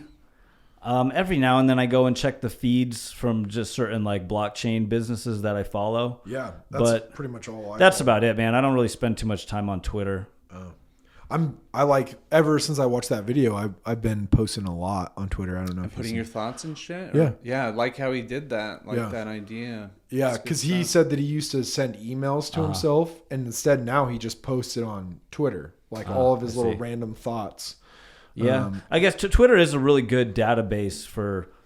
Yeah, it's a database of people's thoughts. Yeah, just notes. Yeah, and even company updates. Like if you're Yeah. prospecting, digital assets to invest, Twitter's just a great database to get information about your, where you're going to put your money. Yeah, It is a collective consciousness. It's an unconscious. Yeah, It's Luna- people's thoughts. Luna's been posting a lot lately, so I wonder. Oh if- yeah, bad fucking. they've been. dog diarrhea. Yeah. It's the greatest fucking dog diarrhea volcano of all time, dude. Yeah, I mean, almost like it had to happen. It had to happen. There has to be certain things that are going to happen in the maturity of this market and technology, and that just happens to be one, Yep. It just goes to show how a top 10 digital asset by market cap that was doing over $1 billion a day just in trade volume could get wiped off the map in just a couple nights. And not only that, but then come back weeks later and fucking do it again. Yep. And what Just was fucking shit the bed Yep. twice. Yeah, and what was really a big confidence loss in crypto stablecoins for me was, how Terra Luna, they had their UST stablecoin that also Yeah, of tanked. course. While UST was tanking, USDT Tether, the biggest stablecoin by market cap, lost its peg to the dollar for a brief period of time, dropping down to 95 cents. A lot of people didn't realize that, but I was watching both and I was like, holy shit, if Tether goes, that's going to bring down the whole crypto market with it, in my opinion, because everything's propped up by Tether. Right. And I saw your it's the post on number that. one trading pair for all assets Right. is Tether. So if that goes down, And store. yeah. So and people are store using it as value. a storage. Yep. So just like if like UST, you thought it was Yeah. stable, but you just realize it's not real. And the thing about Tether is there aren't all these lawsuits about them not even being Right. fully backed by the dollar. So and even if they were fully backed by the dollar, well, you just backed yourself by a fake debt note anyway. So the whole, I mean, I see like Tether USDT. That's another bubble waiting to pop. Yeah. And I remember I was watching a video. It was on the Bearable Bulls YouTube channel, and he showed a graph of every time Tether minted more USDT into circulation, and every time they did this, and they do it in huge bulk amounts, every time Tether would mint, Bitcoin would pump. So Tether is like the Federal Reserve of crypto. Right. Tether, They're their buying minting is assets. causing the fluctuations to an extent. Interesting, man. I mean, I text you about that. I mean, in this space, it's almost if you're focused on the dollar amount, it's like, dude, where would you be safe? None. See, There's nowhere to be safe. Yeah. Because everything's denominated in dollars, which the dollar's just a bubble waiting to be popped. So, Right. I mean, once that happens, then that's when the real everything bubble it would happen, and then Right. I would assume that there would be like after that crash, there would be a revaluation of all assets. Right. Because what happens when the number one reserve everything's denominated by is no longer there? We have to figure out what are we going to use next? Right. Yeah, so I guess that no matter what happens, that has to happen. Yeah, I think in order for the real great awakening, the real shift to really kick into full gear, the U.S. dollar has to get wiped off the map. Right. And then then that's going to bring down the mainstream media with it, since the mainstream media is all financed by the dollar. That turns everything off Yeah, it turns everything off. because no one's going to work. If no one's going to work, because the only way they had to pay you is in the dollars, no one goes to work. If no one goes to work, the grid's going to go down for a period of time. Because if someone runs into the transformer, no one's going to fix it. Yeah. So during that transition period is where we'll really see the real awakening and the real restructuring happen. Right. Dude, and that could take a couple of years or more. It could take decades. Yeah, who knows? There's a lot of chatter in the community that they already have built the infrastructure for the new system, which is going to be blockchain based with XRP as the global liquidity provider. Yeah. I've seen that. Yes. And when David Strait talked about that, was like confirmation again. Like, what? Yeah. I love XRP. Oh yeah, man, the best. Yeah, and I mean, it's crazy because you and I, whenever we go out, I never hear about XRP, but whenever you and I hang out and like go out into the world together, that's all we ever hear about. Yeah. It's so strange to me. Like we'll meet someone like, oh, I'm in that. I can't remember. I think it's called like XRP or something. Yeah, dude. And I'm just like, oh my gosh, what is going on? You know? Yeah, I don't know, man. Yeah. Because even now, like you would have had to buy it like 3 years ago. It's pretty tough for non-experts to buy XRP. Yeah, they've made it very difficult. They got delisted from a bunch of exchanges. Yeah. I think it's because they're scared of it. Really, it's them holding on to, the lawsuit. And I am not an expert on the lawsuit. I didn't like study it or watch a ton of it, but I have seen, like, I have Googled it and kind of looked at some stuff, and it looks like the United States government is getting their asses kicked by XRP in the courtroom. So there is a video I watched on YouTube where someone you know what Wayback is? Wayback.com, where you can see it's a database of all kinds of websites and the blogs that they posted. Yeah. And there is, and they showed this in a video that back in October of 2021, just for one day, probably less than 24 hours, a whole bunch of articles got released saying that the XRP lawsuit was settled, and they all got wiped off the internet in an instant. But you can see it on Wayback. What? So there's a lot of people now, there's a lot of chatter that this whole extension of this lawsuit playing out is all just theater. It's already been settled, and we're just kind of watching like almost just a scripted theater act to an extent. And this is all just by design. And I think hypothetically speaking, is they're continuing this so that people are scared. They're trying to shake out the weak hands. Oh yeah, they want to get as much of this XRP as they can, and all the cryptos. That's how you just own things by. Yeah, dude. If you had 51% of all the bitcoins, you control the network. So if you can just keep creating these highs and lows with Tether and whatever other, I feel like that's what China did. Right? I think that's what. Who knows who's doing it? But someone. It's so obvious. Yeah. So obvious. Yeah, they're riding the white lightning. Well, because every time you do it, your market share increases, so your ability to do it bigger the next time and easier just grows every time they do it. So I don't know, man. It's wild, man. It's very funny because like when Bitcoin started, it was very decentralized, but over time it's become more and more centralized. Right. As the mining process becomes extremely expensive, and now it's to a point it's so expensive to set up a crypto mining farm. Like unless you've got like hundreds of millions of dollars, you aren't even going to be able to compete. Yeah. And unless you got access to like free electricity, you're not going to be able to compete. Yeah. So all that hash power is now becoming more and more centralized over time. Right. And then who knows that Genesis block that got mined with the 1 million Bitcoins in it, who the fuck controls that? And who knows, and is someone going to all of a sudden release that into the market and crash it? Yeah.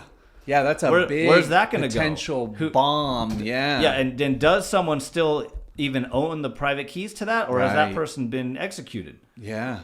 Like what is up with that? What's up with that? Because that could play a major role, of course, in everything, the whole future economy. Because whoever controls that has a lot of power they could use it to crash markets. They could use it to pump markets. They could use it as political power and influence globally. You're saying 1 million Bitcoin?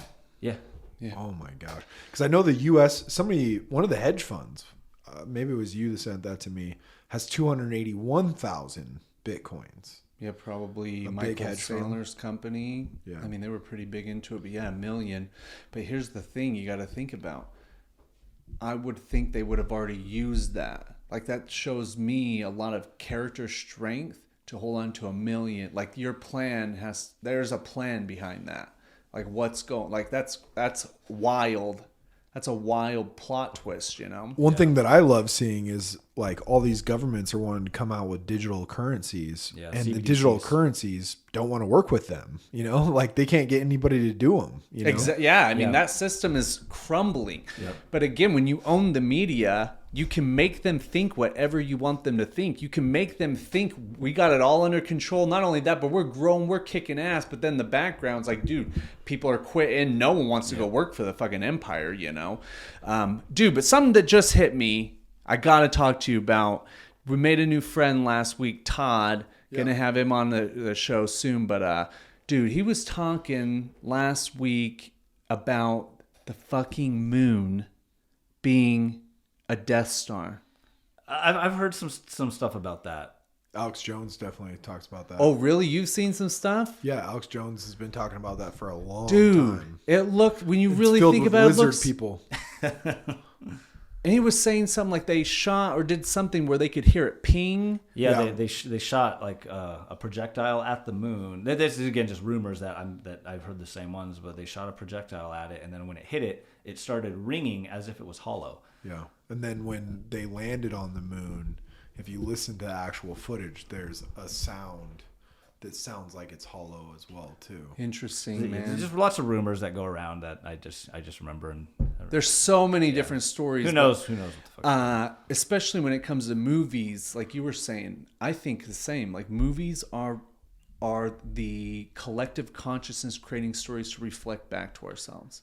So have you ever seen the movie or read the book 2001: A Space Odyssey? I've seen the movie Nice. Okay. a long time ago. Trippy ass movie. Yeah. But that guy, Arthur C. Clarke, man, when you read the book or any of his other books, you know this guy was tapping into some shit. Yeah. However he was, because I know a lot of writers are down with getting fucked up to get inspired. However he was tapping into some shit for sure. Yeah. But I also think like George Lucas, like Dude. to have that inspiration in the first place, like They thought, or there's like a whole religion that believes that the Force is real, and that like millions of years ago, all this Star Wars stuff was true, and somebody like spirits or whatever told George Lucas this stuff. interesting. And that there was Jedis at one time, and there probably is now. They just don't know that they're Jedis yet. And I think that's pretty cool because I mean they just found a 20,000-year-old dildo. How crazy is that? What? Yeah, it's like 20 or 25,000-year-old dildo. They just found what was that, like 2 weeks ago? 3 Really? weeks ago? Yeah. It's just shaped like a dildo, or it shapes like a straight up penis? It shaped like a penis like and a has phallic- like little fucking lumps on it. No way. Yeah. Nice. Yeah. Just getting it down forever. Yeah. I mean, What were we doing a million years ago? Yeah, Like, we had nothing better to do than fuck. It's like, oh, this feels great. It's like, oh, let's just do this. well, and then Need food. they found, or they had that, gosh, I can't remember the name for it, but that like ground basically dropped, right? And they had like trails right next to it. Say And that there were- again, what? In China, it was a sinkhole. That's what I'm Oh, looking for. They had a sinkhole happen. There was like trails and like a little building next to it. But they found inside of the sinkhole, it was like an underground oasis, basically. No way. Yeah, in China. Interesting.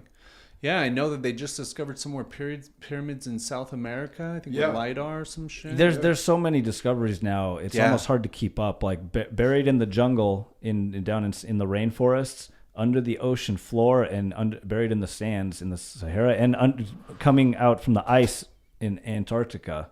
There's Dang, all man. kinds of chatter going around about just all kinds of new stuff they're discovering.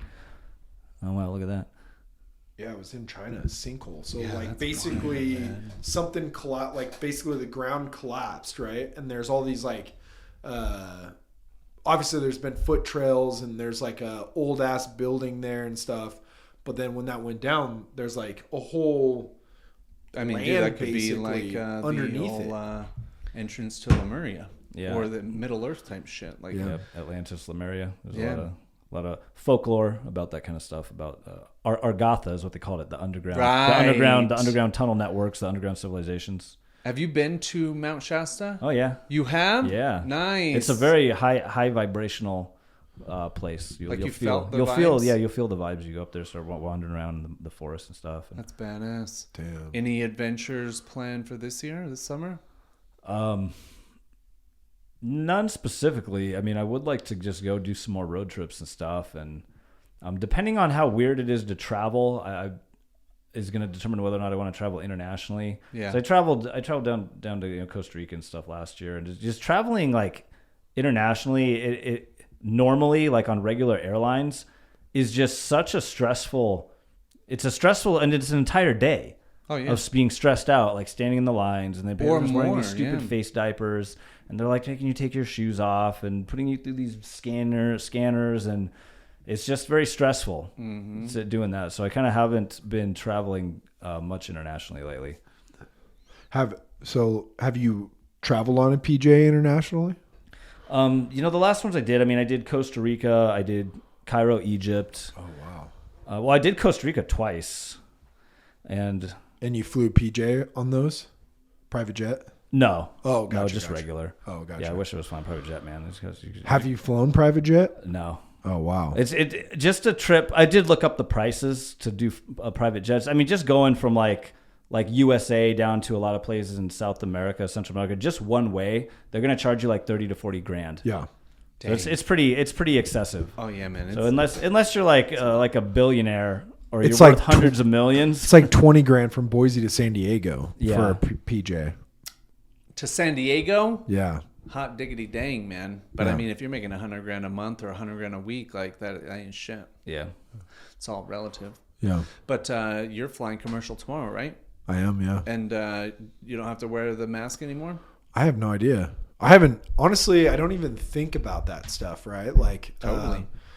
last situation I was at, they're like, oh, you didn't bring a mask? I'm like, I haven't worn a mask in forever, like, I can't remember the last time, but I think that you're free from wearing masks now on planes. I don't know. So I don't know. Yeah. I think I did see some videos of like some airlines are no longer doing it, but others still might be. Oh. And then when you get into certain countries, each countries, certain ones might still have their mandates. Gotcha. Yeah, you always forget about that. Yeah. I just went with the flow. My friend's getting married in Thailand, and I was completely set on going to his wedding in January. Yeah. And I was actually going to bring it up to you, and then they sent out like their itinerary to us, and it was like, hey, you're going to Thailand, you have to be, and I looked it up, and not only do you have to be vaccinated, but you have to be like 4 booster shots deep to even go. Really? Yeah. Oh, yeah. No, thanks. Yeah. Dang. And I'm like, hey, man, sorry, I can't go. And even if I could, like if they were just like, hey, just go get one vaccine, right? Yeah. Like I might even just do that to go to my friend's wedding because I care about him that much. But I would never put 5 shots into me before. I would just never do that anyways. But I can't believe you have to have 5 shots to go. Dang, man. And I'm like, That's wild. do you have all these? And he's like, well, I work for Micron, so I have to. Oh, really? Yeah, there's still corporations that are man. making employees get all their vaccines. Oh, man. Yes, that sucks. Dang, you got to get a new job. Yeah, I don't know if you've seen all the compilation videos of vaccinated athletes just falling over in the middle of sporting events. Yeah. But Heart issues. yeah, supposedly it attacks your heart, and the reason a lot of athletes are falling over is because the athletes, their blood is pumping so much faster than everyone else because of what they do for their profession, that it's hitting them first. Right. That's the theory. I just started taking this like pre-workout stuff that gets your blood flow going better. And I don't know if you've ever cupped, but I've been cupping. I've seen that. I've never done it.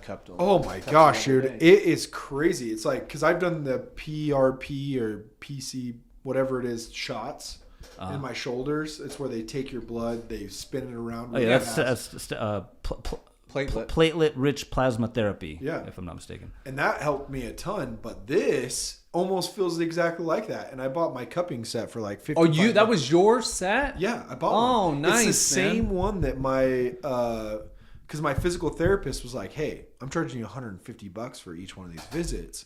He's like, "I bought this thing on Amazon for like $60. Just buy the same thing." Yeah. And I was like, "Oh shit!" And then I just watched the YouTube videos on how to put them on or where to put them on, and yeah, I'm basically cupping myself and not paying any money. Yeah. And I mean, I have them all over, and it's crazy how much, like, I'll put it in a certain area because I'm like, oh, this area feels fine. No blood rushes to it. On the areas that are injured, I have so much blood going to those areas that it's almost like a purple color. Yeah, that's what he says the worst. I mean, stagnant chi, you know? Yeah. Got to get that energy, stagnant energy, probably broken up and moving. Same thing, man. I mean, we just did my knee, my back. Dude, yeah, cupping's the shit, dude. Yeah. Yeah, combined with then go to the sauna, you know? Yeah, I need to start going to the sauna. Yeah, man, that's some good stuff. I'd love to get a sauna. It makes it so you are infertile though, like just for like a couple months. Really? I didn't know that. I never heard Yeah. So my friend Rusty sauna like every day basically, and he was trying to have a kid, and the doc was like, "Oh, well, the reason why your balls are on the outside of your body instead of on the inside is because your body temperature is too high. So they put your balls on the outside to cool that off because your balls need to be cool, basically. And so hot tubs and saunas, they'll make your I've heard saunas, Yeah. so I mean hot tub. yeah. So But I heard it'll- it's only like, I mean, I have no fucking idea actually. Right. Yeah. No. And I mean, they just went and saw a specialist, right? Yeah, and then he just and he went stopped 3 months going. without going, Yeah. and then he had a kid. Nice. So it was no big deal. But I'm Right. just saying, Makes sense actually. yeah, Yeah, why wouldn't your balls be inside of you then? yeah. Yeah, makes sense. But yeah, just so you know, if anybody watching this show wants to have a kid, don't go jump in the sauna. But my people have been doing saunas for Forever. ever. Yeah, long ass time. Wonder how they were getting saunas going way back. Probably just started a fucking fire. That's how. Dude, let's go So to Finland and check it out because they still They're have. down, man. There's some of those guys. They get some hot ass saunas. You probably start hallucinating. and shit Yeah. if you- 'cause it's like a competition. I think Right. I've seen or something like that where they. Well, then they go cold plunge right after. So they that's go the best. they dude. go straight from sauna, yeah, man. and Right, then and jump they have in. like little areas where they break up Yeah. the ice, and then they just go and jump in.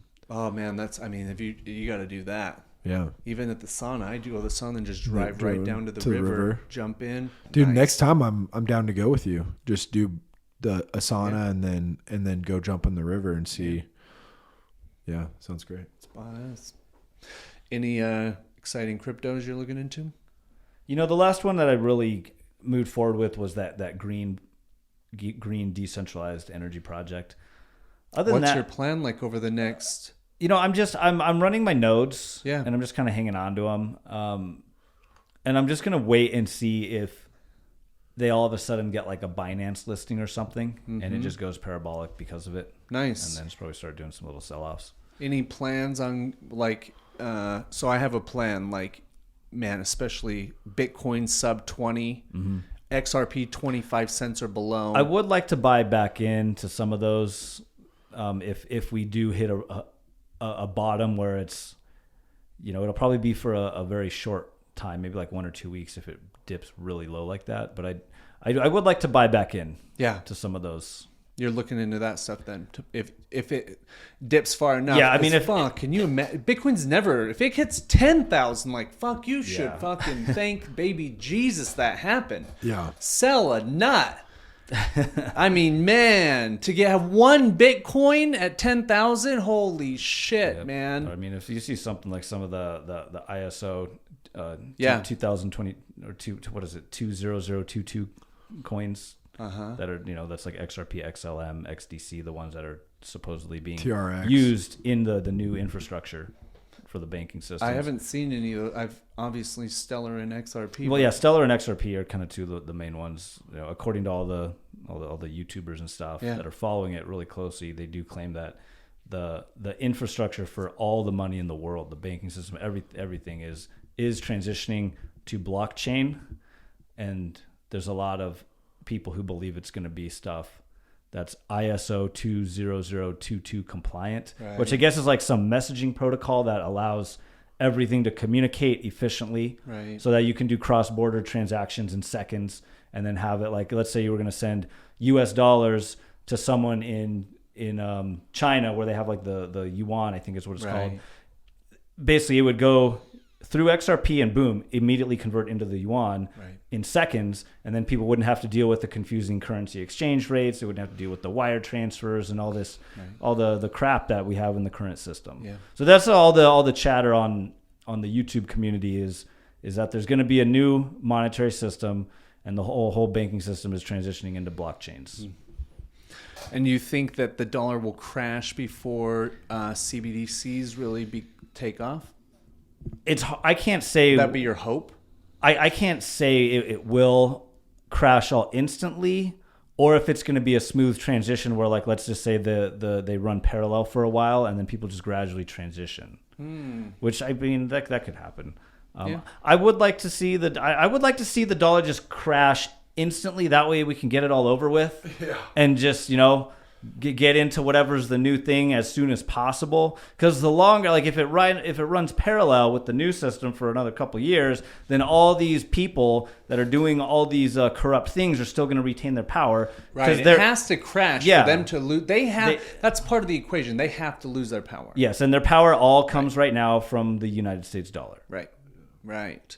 Yes, that's a great point. So no matter how hard, we don't want it to happen. I want it to crash right now. Right. Well, and they even know this, right? Like the bank manager, when I was pulling out cash, said only drug dealers and drug lords and criminals have cash, right? That's what she said to me, and I'm like, that's a weird thing because I never thought about that. But they literally have cash houses.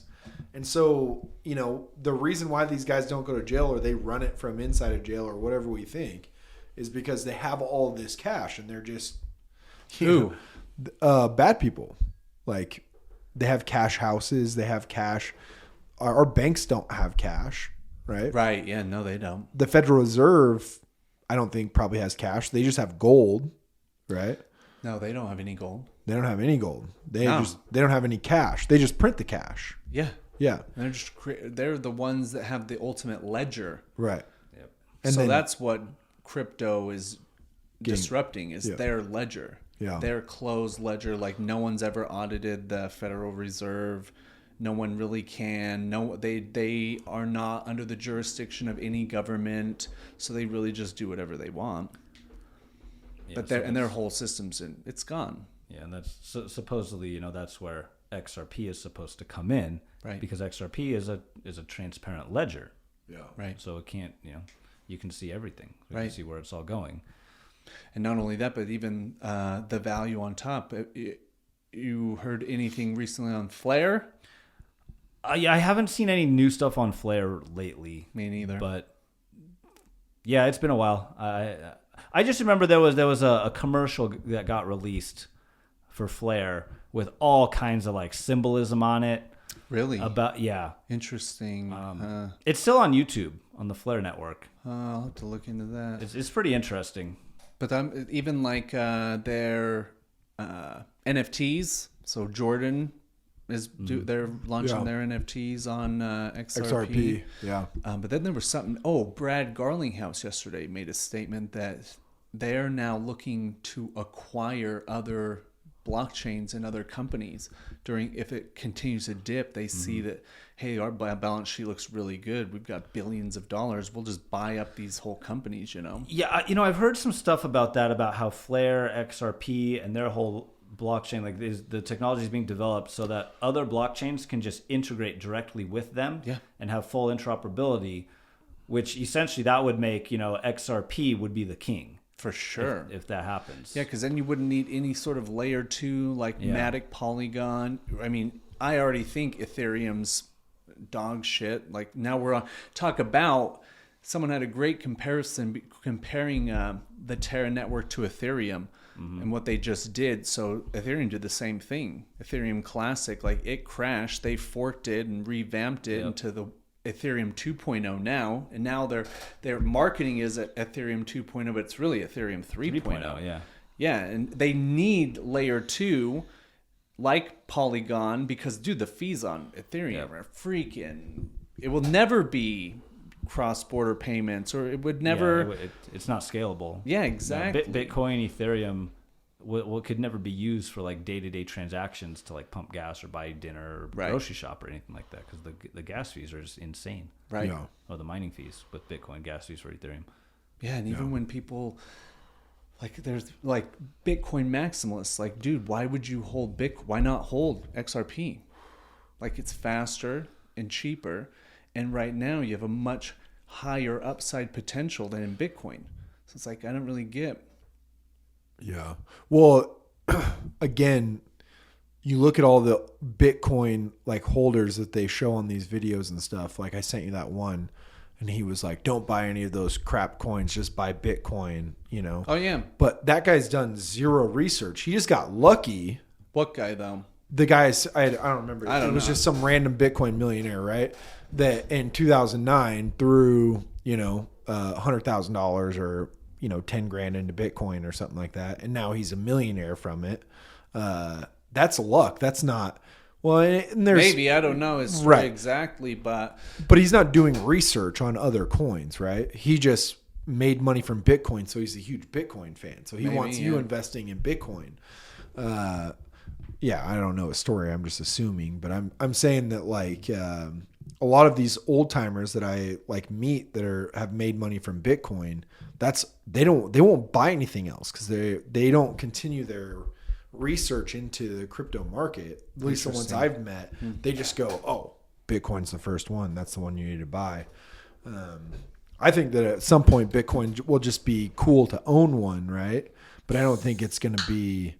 It'll be more of like, dude, I own a Bitcoin, you know, like. And they'd be like, it'll always be valuable. Yeah, you can exactly. always spend it easily, but why? Yeah, I love XRP. Yeah, it's kind of funny how there's I almost see Bitcoin like as like a front, because remember in 2017 when Bitcoin first crossed $10,000, remember what the mainstream media, what they did? I do. The mainstream media got a hold of Bitcoin and they pumped it and hyped it up like freaking insane. Well, who controls the mainstream media?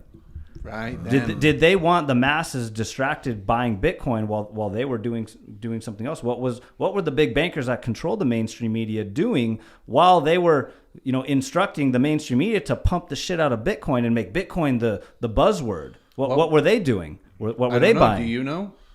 I don't know, but it's a question. What were they buying? What was their plan? What was their agenda to put Bitcoin all over the mainstream media? Yeah, because remember, everything. Yeah, everything put on the mainstream media is a psyop.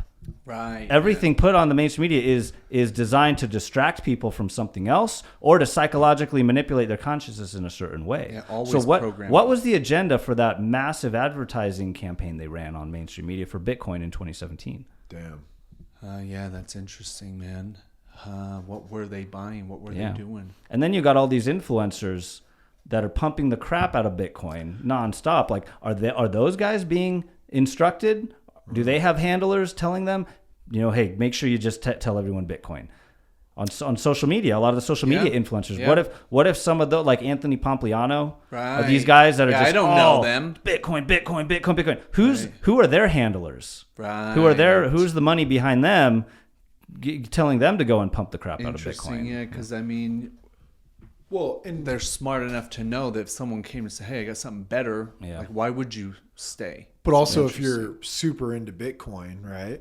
Like you are invested, or if you think it's the savior, even. Yeah. So like you had a very emotional experience or breakthrough, like, I don't know, man. Yeah, I mean, I think it's there. It could be a mix. Like there are a lot of influencers that just really love Bitcoin, but then you got to question like that big mainstream media frenzy in 2017. That's so true, man. That was all central bankers. Oh yeah, interesting. What was their real agenda to do that? Yeah, wow. You gotta go? I gotta go. All right, man. I probably gotta go too. I gotta go get all